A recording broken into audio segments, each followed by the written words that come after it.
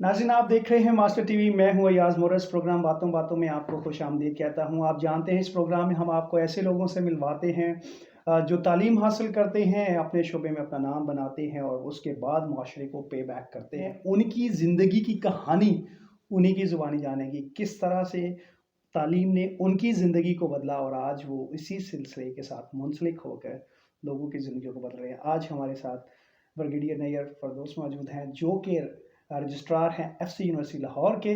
बातों बातों में हम उन्हें खुशामदीद कहेंगे, उनसे बात करेंगे और उनकी ज़िंदगी के हवाले से बात करेंगे। Sir, thank you so much, बहुत बहुत शुक्रिया आज वक्त देने के लिए। मुझे बहुत खुशी है और फाइनली हम जो है वो आज आपके साथ गुफ्तगू कर रहे हैं। Thank you so much. बहुत शुक्रिया, थैंक यू वेरी मच। मुझे भी बहुत खुशी है अयाज़ आप लोगों से मिलकर और आज मुझे अच्छा लग रहा है कि आप यहाँ पे हैं और मैं आपसे बातचीत कर सकता हूँ और खुदा ने चाहा तो जो बातें आप करना चाहते हैं, पूछना चाहते हैं, वो हम खुल के बातचीत कर सकेंगे। Thank you so much sir, once again so kind, आपने वक्त दिया। आपकी लाइफ, अर्ली लाइफ कैसी गुजरी, कहाँ गुजरी और फिर तालीम का सिलसिला कहाँ रहा, फिर आपने पाकिस्तान जो है वो फ़ौज पाकिस्तान में आपने सर्व किया, तो वो क्या पैशन था, किस चीज़ ने इंस्पायर किया, घर वालों की मोटिवेशन थी, कैसे? मैं बेसिकली लाहौर के साथ एक टाउन है रायमंड। अब वो टाउन नहीं रहा बल्कि एक तहसील बन गया है। वहाँ का रहने वाला हूँ और मैंने अपनी इब्तदाई तालीम जो है वो रायमंड से क्रिश्चियन इंस्टीट्यूट रायमंड से हासिल की। इमीडिएटली मैट्रिक करने के फ़ौरन बाद मैंने पाकिस्तान आर्मी ज्वाइन कर ली और उन दिनों पाकिस्तान आर्मी आप मैट्रिक के बाद जूनियर कैडेट बटालियन ज्वाइन कर सकते थे। सो मैं पाकिस्तान मिलिट्री अकेडमी में चला गया। ये घर वालों की तरफ से था, किस चीज़ ने इंस्पायर किया, देखा था किसी को, क्या पैशन था कि पाकिस्तान आर्मी में जाना है? आर्मी हमारे फैमिली के अंदर फैमिली है। मेरे फादर पाकिस्तान आर्मी में थे और उन्होंने 32 इयर्स पाकिस्तान आर्मी में सर्व किया और मेरी फैमिली के तो आपके बहुत ब्लड सारे में था। सही। जी, मेरी फैमिली के बहुत सारे अफराद पाकिस्तान आर्मी में सर्व कर चुके हैं। तो आर्मी के अंदर एक रुझान इब्तदाई तौर पर था और एक खून में ये चीज़ थी कि पाकिस्तान आर्मी जो है वो हमारा ओढ़ना बिछोना है। मैं पसंद करता था कि मैं पाकिस्तान आर्मी ज्वाइन करूं, इसीलिए मैट्रिक के फ़ौरन बाद मैंने आर्मी में जाना बेहतर समझा। तो मैं मैट्रिक के बाद पाकिस्तान मिलिट्री अकेडमी काकूल चला गया। वहाँ जूनियर कैडेट बटालियन में मैंने ज्वाइन किया। 4 साल मैंने वहाँ पे लगाए। वहाँ से मैंने ग्रेजुएशन की और ग्रेजुएशन करने के बाद एज सेकंड लेफ्टिनेंट मैं कोर ऑफ सिग्नल्स में मेरा इंतखाब हुआ और वहाँ से मैं पाकिस्तान आर्मी में एज कमीशन्ड ऑफिसर 1984 में ज्वाइन किया। ज्वाइन मैंने 80 में किया लेकिन 4 इयर्स ट्रेनिंग के बाद 1984 में मैंने बाकायदा एज कमीशन्ड ऑफिसर अपनी सर्विस का आगाज़ किया। सही। उसमें भी आपने आर्मी में भी जो है वो एजुकेशन के साथ आप मुख्तलिफ इंस्टीट्यूशंस के साथ वाबस्ता रहे।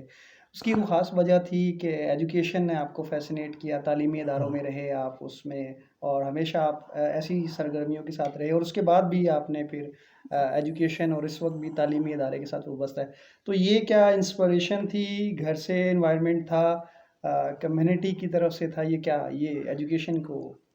बेसिकली इसकी मेन वजह ये थी कि मैं जब पाकिस्तान आर्मी से मैंने ग्रेजुएशन की तो मेरा एफएससी जो था वो प्री इंजीनियरिंग नहीं था। सही। और प्री इंजीनियरिंग ना होने की वजह से शुरू में ही मैंने जब ज्वाइन किया तो सिग्नल्स कोर में ज्वाइन किया। सिग्नल कोर में प्री इंजीनियरिंग का होना बड़ा ज़रूरी है। तो उस चीज़ को नज़र रखते हुए मैंने अपनी तालीम को फ़ैसला किया कि मैं अपनी तालीम को आगे बढ़ाता हूँ। तो उस सिलसिले में मैंने सबसे पहले मास्टर्स किया, फिर दोबारा मास्टर्स किया। करते-करते मैंने 6 मास्टर्स किए और 6 मास्टर्स करने के बाद मुझे एहसास हुआ कि मुझे मास्टर्स नहीं बल्कि एमफिल करना चाहिए। फिर मैंने एमफिल इंटरनेशनल रिलेशंस में कराची यूनिवर्सिटी से किया।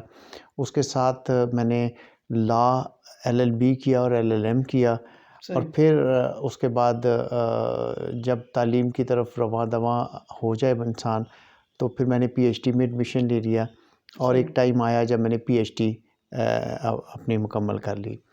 जब मैंने PhD कंप्लीट की, तो मुझे पाकिस्तान आर्मी की तरफ से ऑफ़र हुई कि मैं सिग्नल्स की बजाय आर्मी एजुकेशन कोर अगर जॉइन करूं तो वो मेरे लिए बेहतर होगा। सही। सो मैंने 1996 में आर्मी एजुकेशन कोर जॉइन कर ली, सही। और ये सिलसिला इसी तरह चलता रहा। और आर्मी में रहते हुए फिर जब मैंने आर्मी एजुकेशन कोर जॉइन की, तो मेरी जो तैनाती है मुख्तलिफ़ जगहों पे, मुख्तलिफ़ यूनिवर्सिटीज़ में होती रही। सही। मैं national university of sciences and technology में मैंने सही। सर्व किया as dean. Pakistan military academy में मैंने सर्व किया as director of studies. National defence university में मैंने डायरेक्टर रिसर्च सर्व किया। फेडरल गवर्नमेंट एजुकेशनल इंस्टीट्यूशंस जो हैं वहाँ पे मैंने एज़ डायरेक्टर सर्व सही। किया। फिर मैं पाकिस्तान आर्मी में रहते हुए चेयरमैन रहा armed forces board of higher education का। ज़बरदस्त। और इसके अलावा बहुत सारी और ऐसी मेरी तैनातियाँ रहीं जिनमें मुझे मुख्तलिफ़ शोबों में इंतज़ामी और तदरीसी दोनों शोबों में मुझे काम करने का मौका मिला। सही, ज़बरदस्त। और यही सिलसिला फिर जो है वो आर्मी से रिटायरमेंट के बाद भी जारी रहा और आपने मुख्तलिफ़ जो है अदारों में काम करे। अब आप एक बड़ा ही लाहौर का बल्कि पाकिस्तान का एक बड़ा मुनफ़रद अदारा है, तालीमी अदारा FC यूनिवर्सिटी। वहाँ आप तैनात हैं। इस यूनिवर्सिटी का जो एनवायरनमेंट है, इसकी तालीमी खिदमात हैं, इसके हवाले से बताएँ कि ये क्या चीज़ है जो इस तालीमी अदारे को दूसरों से मुनफ़रद बनाती है? अच्छा, इससे पहले कि मैं आपको इस सवाल का जवाब दूँ, मैं आपको बताना चाहता हूँ कि जब मैं अभी आर्मी में सर्व कर रहा था, तो मुझे मेरी सिलेक्शन हो गई 2 इंस्टीट्यूट्स में, पाकिस्तान के 2 माया नाज़ सही। इंस्टीट्यूट्स में। एक एडवर्ड्स कॉलेज पेशावर और सही। दूसरा HSN कॉलेज। तो मैंने मुनासिब समझा कि मैं एडवर्ड्स कॉलेज पेशावर में जाऊँ, और वहाँ पे मैं एज़ प्रिंसिपल तैनात हो गया। 2014 से लेके 2019 तक मैं एडवर्ड्स कॉलेज पेशावर का प्रिंसिपल रहा। सही। जब मेरा कॉन्ट्रैक्ट ख़त्म हुआ 2019 में एडवर्ड्स कॉलेज पेशावर में, तो उसके फ़ौरन बाद मैंने फोरमैन क्रिश्चियन कॉलेज यूनिवर्सिटी में एज़ रजिस्ट्रार सही। जॉइन कर लिया। फोरमैन क्रिश्चियन कॉलेज जो यूनिवर्सिटी है, ये वाहिद यूनिवर्सिटी है पाकिस्तान की जो कि इंटरनेशनली एक्रेडिटेड है और पाकिस्तान में भी एक्रेडिटेड है। ये एक बहुत मुनफरद अदारा है। ये एक दो मुख्तलिफ स्ट्रीम्स को फॉलो करती है, और दोनों स्ट्रीम्स आपस में एक दूसरे के साथ कॉन्ट्राडिक्ट नहीं है। एक ये अमेरिकन जो लिबरल आर्ट है सही। उसको फॉलो करती है, और उसके सारी तालीम लिबरल आर्ट्स की जो मुनासबत से यहाँ पे दी जाती हैं। और अब इसी लिबरल आर्ट को हायर एजुकेशन कमीशन ने पाकिस्तान की तमाम यूनिवर्सिटीज़ में सही। राइज कर दिया है। तो ये अदारा इस लिहाज से बहुत मुनफरद है कि इस अदारे में अमेरिकन निज़ाम तालीम भी है और पाकिस्तान निज़ाम तालीम भी है। सही। और अब जो पाकिस्तान का निज़ाम तालीम है, वो आहिस्ता-आहिस्ता कंसेप्चुअल बेस्ड लर्निंग लर्निंग की ओर। जो कि बिल्कुल वेस्टर्न स्टाइल है, उसमें अपने आप को अडॉप्ट करता जा रहा है। सही, बहुत ज़बरदस्त क्योंकि सर आपका बैकग्राउंड जो है वो आर्मी से रहा, वहाँ एक उससे हम जब आर्मी की बात करते हैं, डिसिप्लिन की बात करते हैं हम और फिर तालीमी इदारों से भी रहा, एजुकेशन, लर्निंग, डेवलपमेंट सब। क्या समझते हैं आपके दौर के और आज का हम जब दौर कंपेयर करते हैं, जब आज यंगस्टर जो है पढ़ने आते हैं, तालीम में क्या डिफरेंट आया है और स्टूडेंट्स के और टीचर्स के माइंडसेट में या जो एजुकेशन के मुतालिक परसेप्शन है, वो कितना बदला है? जहाँ तक तालीम की बात है, तो इस वक्त पूरी तालीम जो है वो टेक्नोलॉजी जो हमारी है उसके गिर्द घूमती है। सही। इस वक्त जो इंफॉर्मेशन है वो बच्चे के पास right from the beginning available beginning होती है। बिल्कुल सही। और एक क्लास 1 का बच्चा जो है वो भी इस चीज़ को समझता है कि वो अगर तालीम हासिल करना चाहे तो इवन घर पे बैठ के भी तालीम हासिल कर सकता है। जो हम ज़ूम के ऊपर क्लासेस लेते हैं या टेक्नोलॉजी की मदद लेते हैं या हम इस वक़्त इंफॉर्मेशन की बात करते हैं, वो इतनी ज़्यादा इस वक़्त अवेलेबल है, जो कि जब हम तालीम हासिल करते थे तो उस वक़्त सिर्फ़ हमारा इन्हिसार बुक्स पर था। सही। हम लाइब्रेरीज़ में जाते थे, बुक्स निकालते थे, उस बुक को पढ़ते थे और उसके अंदर जो इन्फॉर्मेशन होती थी वो हम अपने प्रैक्टिकल लाइफ में उसको इस्तेमाल में लाते थे। लेकिन अब दुनिया बहुत आगे जा चुकी है। बच्चे अपने टीचर से पहले जानते हैं कि टीचर पढ़ा रहा है तो क्या पढ़ा रहा है, सही। और ये बहुत बड़ा डिफरेंस है। सर, एक और सवाल है कि पाकिस्तान जो है वो हम जानते हैं कि इस वक़्त जो हमारे मुल्क के माशी, सियासी और एक ऐसी सूरत हाल है जहाँ पर बड़ा डिफ़िकल्ट है कि हम मुस्तकबिल कैसा होगा, और दूसरी तरफ हमारे पास नौजवानों की तादाद बहुत ज़्यादा है। हुँ। एक ऐसा मुल्क जिसके इतने सारे मसाइल हैं और उसके पास नौजवान जिनके पास एनर्जी है, ये सब कुछ है। तो जब वो आप देखते हैं उनको, तो क्या लगता है कि ये नौजवान, इनमें पोटेंशियल भी है, सब कुछ है, तो किस चीज़ की कमी है कि ये मुल्क का असासा बन सकें, मुल्क को बेहतर ट्रैक पर मुख्तलिफ डायरेक्शन में जो है वो लेके जा सकें? देखिए, हमने अभी बात की टेक्नोलॉजी की। जब हम बात करते हैं शुरू से लेके अब तक, तो उस वक़्त एक बैलेंस्ड अप्रोच थी। एक नौजवान जो है वो अपना फ़िज़िकल फ़िटनेस भी उसी बैलेंस के साथ रखता था जितना कि वो अपना निसाबी सरगर्मी हो। सही। लेकिन इस वक़्त जो नौजवान है वो सिर्फ़ अपनी निसाबी सरगर्मियों तक महदूद रहता है, उसका फ़िटनेस लेवल सही। बहुत कम हाँ। है। और एक हमारी जो नई ये जनरेशन है, जब वो लीडरशिप रोल पे आएगी तो उसके लिए ज़रूरी है कि वो ना सिर्फ़ अपने इंटेलेक्चुअल लेवल को बेहतर करे सही। बल्कि अपना फ़िज़िकल लेवल भी बेहतर करे। और ये इन दोनों चीज़ों के दरमियान जब तक बैलेंस नहीं नहीं होगा होगा। सही। तब तक आप आगे नहीं चलेंगे। Second, personality grooming. हुँ। उस जो पहले का नौजवान था, जो जिस वक़्त हमने तालीम हासिल की, उस वक़्त पर्सनैलिटी ग्रूमिंग के ऊपर बहुत ज़ोर दिया जाता था। सही। एक तालीम के साथ-साथ आपकी जो एक अखलाकी ज़िम्मेदारियाँ हैं, वो आपके घर से भी आप लर्न करते थे, आप अपने स्कूल से भी लर्न करते थे। इस वक़्त उसमें कुछ कमी वाक़या हो चुकी हुई है। बच्चे टेक्नोलॉजी के अंदर इतने इन्वॉल्व्ड हो चुके हैं कि सम टाइम उनकी जो पर्सनैलिटी है वो पीछे रह जाती है। ये बड़ी अहम चीज़ है कि हमारी नौजवान नस्ल जो है उसको अपनी पर्सनैलिटी के अंदर, पर्सनैलिटी ग्रूमिंग के अंदर एक ग्रूमिंग। बहुत सही। बैलेंस लाना होगा। तब जाके वो अपनी जो तालीम है उसको जस्टिफ़ाई कर सकते हैं। सही सर, बहुत शुक्रिया सर। इससे एक और मैं सवाल पूछूँगा, क्योंकि हम इससे पहले हमारी जो गुफ्तगू हो रही थी कि एफसी यूनिवर्सिटी पाकिस्तान की शायद वो वाहिद तालीमी अदारा है जो सबसे ज़्यादा क्रिश्चियन कम्युनिटी के स्टूडेंट्स को जो है वो फैसिलिटेट करता है। मुझे ये बताइएगा कि किन-किन एरिया से आपके पास स्टूडेंट्स आते हैं, और क्या माइंडसेट क्या होता है, और यहाँ एफसी किस तरह से उनको ट्रेन करता है कि जब वो मार्केट में जाएँ तो वो एक ऐसी अप्रोच लेके जाएँ कि वो मार्केट को और कंट्री को सर्व कर सकें, ना कि वो एक लिमिटेड रह सकें सिर्फ़ अपनी कम्युनिटी तक। देखिए, एफसी कॉलेज यूनिवर्सिटी 2 हिस्सों पर मुश्तमिल है। एक इसका कॉलेज सेक्शन है और दूसरा यूनिवर्सिटी सेक्शन है। कॉलेज सेक्शन में सिर्फ़ बॉयज़ स्टूडेंट्स आते हैं, जो कि हमारे इस वक़्त 3500 या 4000 जिनकी तादाद है। यूनिवर्सिटी जो है उसके अंदर अंडर ग्रेजुएट क्लासेस भी हैं, सही। उसके अंदर पोस्ट ग्रेजुएट क्लासेस भी हैं, उसके अंदर फिर पीएचडी लेवल की प्रोग्राम्स भी हैं।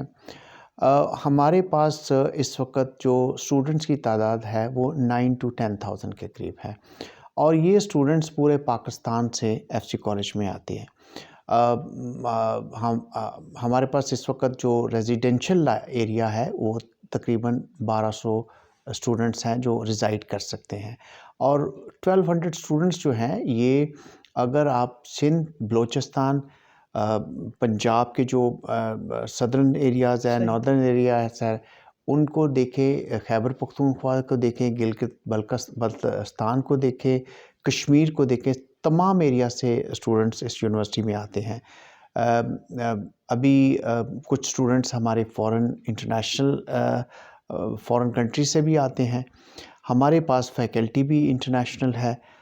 हमारे पास फैकल्टी यूएसए से भी है, यूके से भी है, ऑस्ट्रेलिया से भी है और बहुत सारे और दूसरे ममालिक से भी है। पाकिस्तान की जो फैकल्टी है वो भी बहुत टॉप की है। जितने हमारे डीन्स हैं या जितने चेयरपर्सन हैं या टीचर्स हैं, ये वर्ल्ड रिनाउंड हैं और ये अपनी अपनी जगह पे एक मुस्तनद स्पेशलिस्ट है और ये एफसी कॉलेज का फ़ख्र है और हम बड़े खुशनसीब अपने आप को समझते हैं कि हमारी faculty one of the best faculty Pakistan के अंदर है। सही। जो मैंने सवाल ये इसी से रिलेटेड पूछा था कि जो बहुत सारे बच्चे आते हैं, क्या चैलेंज क्या होता है उनका और कैसे जो है एफसी का एनवायरनमेंट जो है वो उन्हें ग्रूम करता है कि when they can go back to their practical life और सोसाइटी में जब जाएँगे तो वो कंट्रीब्यूट कर सकें। स्पेशली जो एक हम जिस कम्युनिटी की बात करते हैं कि क्रिश्चियन कम्युनिटी के बच्चे बहुत ज़्यादा तादाद में यहाँ पर हैं बनिस्बत अदर इंस्टीट्यूशंस। तो वो ये एनवायरनमेंट यहाँ का जिसकी हम पहले भी बात कर रहे थे, किस तरह से उनकी हेल्प आउट करता है कि वो सोसाइटी के साथ मिल सकें, आइसोलेट ना हो? देखिए, जब इस यूनिवर्सिटी में डिफरेंट कम्युनिटीज़ के स्टूडेंट्स आते हैं, सही। ये वाहिद यूनिवर्सिटी है जिसमें अगर आप मेजॉरिटी या मिनॉरिटीज़ सही। दोनों जो कम्युनिटीज़ हैं उनके बच्चे आते हैं और मिनॉरिटीज़ में तमाम मिनॉरिटीज़ के बच्चे आते हैं। यहाँ पे क्रिश्चियन बच्चों की तादाद सबसे ज़्यादा है मिनॉरिटीज़ के अंदर।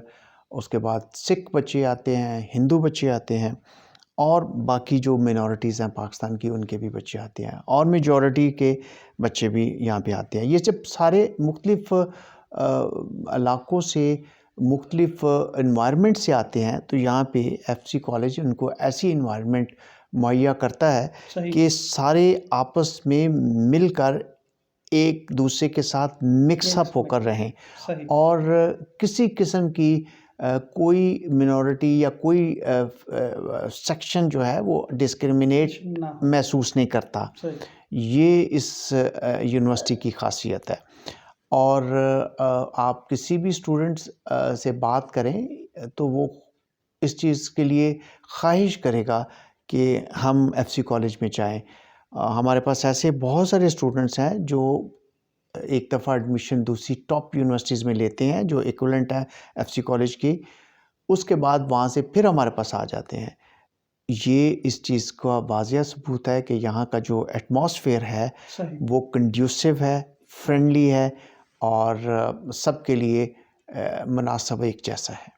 बिल्कुल सही सर, बहुत-बहुत शुक्रिया आपकी इस कीमती गुफ्तगू का।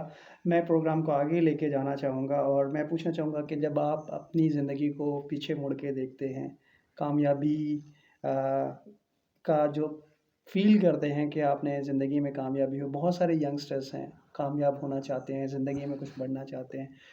आपकी ज़िंदगी के अपने एक्सपीरियंस से, तजुर्बात से, क्या वो चीज़ें होती हैं जो एक इंसान की कामयाबी का किरदार और या उसकी कामयाबी की बुनियादी चीज़ें होती हैं जिस पर अगर वो अमल करे तो वो कामयाब ज़िंदगी में हो सकता है, चाहे वो किसी भी शोबे में है? मैं समझता हूँ कि एक इंसान कामयाब होने के लिए उसको चंद चीज़ों का बड़ा ख्याल रखना चाहिए। उसको फ़ोकस्ड होना चाहिए, जो चीज़ वो कर रहा है उसमें इन्वॉल्व्ड होना चाहिए, फुली इन्वॉल्व्ड होके करे और मेटिकुलस होना चाहिए। यानी बिल्कुल अपना अगर किसी चीज़ में आप या किसी काम में अपने आप को डालते हैं तो उस काम में अपने आप को फुली इन्वॉल्व करें और फिर उससे कामयाब होके निकलें। आज का काम कल पे बिल्कुल नहीं छोड़ना चाहिए। ये don't leave it to tomorrow because अगर आपने आज का काम आज नहीं किया तो आप पीछे रह जाएँगे। और सबसे बड़ी बात ये है कि अपने काम के साथ मुखलिस हों, ये बड़ी ज़रूरी चीज़ है। जब ये सादा-सी 3-4 चीज़ें आप अपनी ज़िंदगी में लाते हैं तो आप ऐसा हो नहीं सकता कि कामयाब ना हो। और अपनी तरफ से पूरी एफ़र्ट करनी चाहिए और फिर उसके बाद खुदा पे छोड़ देना thank you so much sir once again. और मैं जाते जाते प्रोग्राम का एंड करने से पहले जो है वो ये सवाल आपसे ज़रूर पूछूंगा, क्योंकि आज हम जिस शख्सियत की वजह से यहाँ बैठे हैं उनका जिक्र होना बहुत ज़रूरी है। डॉक्टर जेम्स शेरा जो हाल ही में पाकिस्तान आए थे, जिन्हें पाकिस्तानी का नाम रोशन करने के लिए पाकिस्तान की खिदमत की वजह से हुकूमत भी दूसरी दफ़ा जो है वो इस दफ़ा भी उन्हें हलाल कायदे आज़म से नवाज चुकी है। तो मैं उनकी वजह से आप आज मिल बैठा हूँ और आपसे जो है वो गुफ्तगू हो सकी है, तो मैं आपका शुक्रिया उनका भी अदा करता हूँ, आपका भी। मैं जानना चाहूँगा आप उनकी खिदमत को कैसे जानते हैं, क्या समझते हैं कि वो एफसी यूनिवर्सिटी से, क्योंकि वो यहाँ से पढ़े हैं और इसके लिए और पाकिस्तान की उनकी खिदमत और नौजवानों के लिए वो कैसे रोल मॉडल बन सकते हैं। डॉक्टर जेम्स शेरा एक आम इंसान नहीं, डॉक्टर जेम्स शेरा एक एसेट है। वो क्रिश्चियन कम्युनिटी का एक बहुत हाई लेवल पर्सनालिटी है। उस जैसे इंसान बहुत कम होते हैं।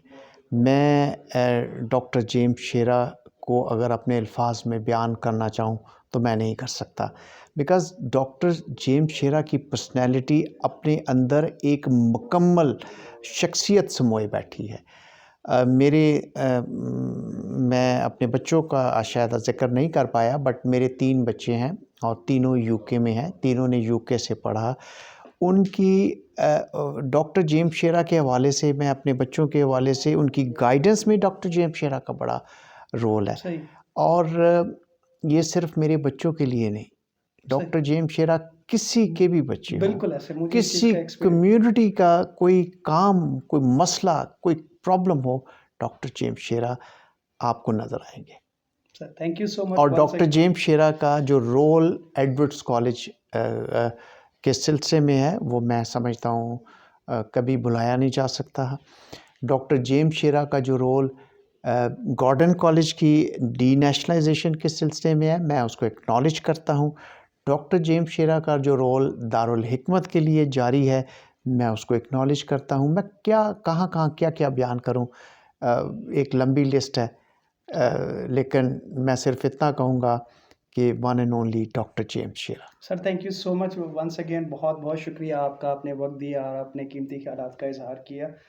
मैं आपका इंतहाई तौर पर मशकूर हूँ।